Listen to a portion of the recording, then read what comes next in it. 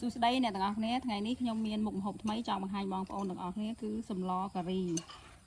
នេះអាចហូបជាមួយនឹងនំបញ្ចុកក៏បាននំប៉័ងក៏បានដែរបងប្អូនតោះទៅមើលពីវិធីធ្វើសម្លការីរបស់យើងទាំងអស់គ្នានេះគឺជាគ្រឿងផ្សំក្នុងការធ្វើការីរបស់យើងរួមមានដូចជាខ្ទឹមបារាំងមានស្លឹកគ្រៃនេះគឺខ្ញុំបុករួចរាល់ហើយបងប្អូនគឺខ្ញុំបុកជាមួយនឹងខ្ទឹមនិងរមៀតនេះគឺជាម្ទេសដែលខ្ញុំចិញ្ច្រាំប្រហុកនេះក៏ខ្ញុំចិញ្ច្រាំរួចរាល់ដែរមានដំឡូងសណ្តែកដីនេះគឺជាសាច់មាន់ចំនួន2គីឡូស្លឹកក្រូចសើចនិងរំដេងនេះជាខ្ទិះដូងបងប្អូនខ្ទិះដូងដែលខ្ញុំបានពូតរួចរាល់ហើយខ្ញុំយកតែខ្ទិះទេចាមុននឹងស្លការីរបស់យើងគឺយើងត្រូវប្រឡាក់សាច់ហ្នឹងឲ្យចូលជាតិនៅក្នុងសាច់យើងបន្តិចសិនដើម្បីយកទៅស្លទៅងាយស្រួលក្នុងការស្លខ្ញុំដាក់គ្រឿងដែលខ្ញុំបុកហ្នឹងខ្ញុំដាក់ប្រហុកហ្នឹងបន្តិចនិងម្ទេសបន្តិចដើម្បីឲ្យសាច់យើងហ្នឹងចូលជាតិបងប្អូន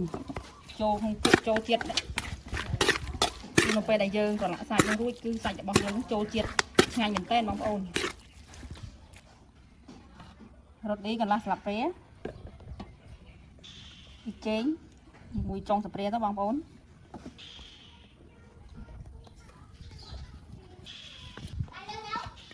ស្ករត្នោតកន្លះស្លាបព្រា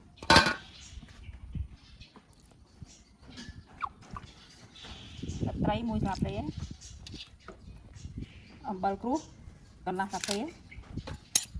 ដើម្បីឲ្យសាច់របស់យើងនឹងចូលជាតិបានល្អឃើញថាសាច់របស់យើងចូលគ្រឿងហើយពណ៌ឡើងស្អាតបងប្អូនធ្វើដូចខ្ញុំទៅគឺការីរបស់យើងមានជាតិឈ្ងុយឆ្ងាញ់សាច់ចូលគ្រឿងបានល្អណាស់សម្លការីរបស់យើងជាដំបូងខ្ញុំដាក់ខ្ទិះដូងជាមុនសិនដើម្បីរងាស់វាឲ្យឡើងប្រេងឈ្ងុយសិនបងប្អូនពីថាខ្ទិះដូងរបស់យើងគឺរងាស់នឹងដាច់ទឹកហើយឡើងឈ្ងុយហើយគឺយើងដាក់ម្ទេសទៅដើម្បីឲ្យម្ទេសយើងមានពណ៌ស្អាតដាក់ប្រហុកដាក់ចូលទៅ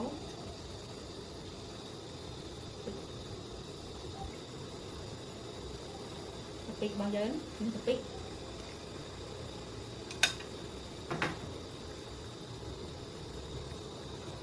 ស្ករត្នោតហើយយើងកូរច្បងចូលគ្នាទៅបងប្អូនឲ្យការីយើងឡើងពណ៌ស្អាតហើយមានក្លិនឈ្ងុយ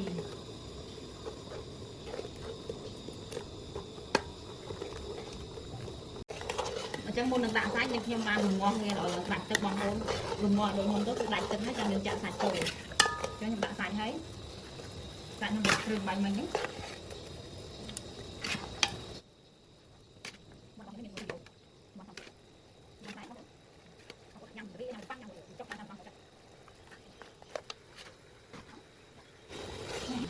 ដាក់សណ្តែកដីបន្តិចដើម្បីឲ្យ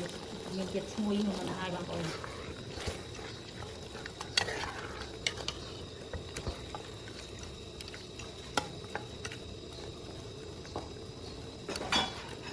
ដាក់នៅដេងស្លឹកក្រូចយើងនេះគ្រឿងផ្សំរបស់យើងនេះដាក់ទៅឈ្ងុយណាស់បងប្អូន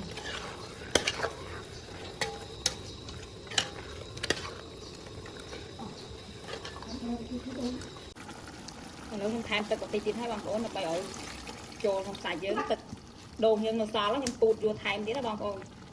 បានហើយឲ្យដាក់ច្រើនពេកការីយើងគឺអត់ឆ្ងាញ់ទេភ្លាវឲ្យបងប្អូនយើងដាក់បន្តិចសិនហើយថាការីរបស់យើងពុះហើយការីរបស់យើងគឺពុះហើយបងប្អូនហើយផុយហើយអញ្ចឹងខ្ញុំក៏ដាក់ដំឡូងចូលពួកឯដំឡូងយើងឆាប់រលួយបងប្អូនខ្ញុំដាក់ក្រោយដាក់ដំឡូងរួចដាក់ជើងមាន់បងប្អូនជើងមាន់នេះខ្ញុំបងប្អូនដាក់បានដែរតែកូនរបស់ខ្ញុំគាត់ចង់ហូបជើងមាន់ចឹង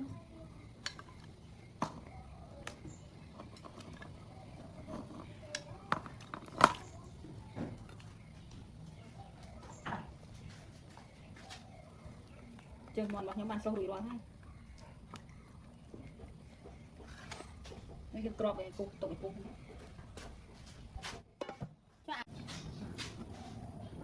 បន្ទាប់ពីដំឡូងផុយហើយឥឡូវខ្ញុំដាក់ខ្ទឹមបារាំងចូលបងប្អូនដាក់ខ្ទឹមបារាំងចូលពុះខ្ទឹមបារាំងហ្នឹងគឺឆាប់រលួយឆាប់ស្លោកអញ្ចឹងគឺខ្ញុំដាក់ក្រោយគេពេលដែលដាក់ហើយគឺសម្លយើងគឺឆ្អិនរួចរាល់ហើយបងប្អូនឃើញថាឆ្អិនរួចរាល់ហើយពណ៌ស្អាតសាច់បន្លែគឺរលួយក្លិននឹងឈ្ងុយពេញផ្ទះបាយបងប្អូន ឥឡូវការីរបស់យើងបានឆ្អិនរួចរាល់ហើយសព្វគ្រប់ហើយបងប្អូនបើបងប្អូនពេញចិត្តនៅវីដេអូនេះកុំភ្លេចជួយ Subscribe និង Follow ម្នាក់មួយផងបងប្អូនអរគុណ